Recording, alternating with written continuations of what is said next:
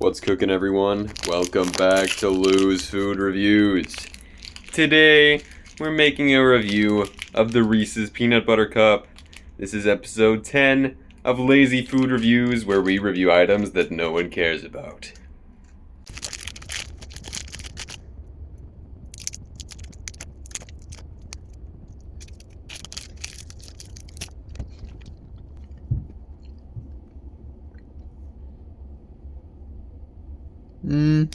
It's alright. The peanut butter, the chocolate, really shines to the forefront of the flavor profile. It's decent. It's not the best. It's not the worst. I'd give that a solid 9 on a scale of 2 to 13. Would recommend. Alright, that's all I got for you today. See you next time on Lou's Food Reviews.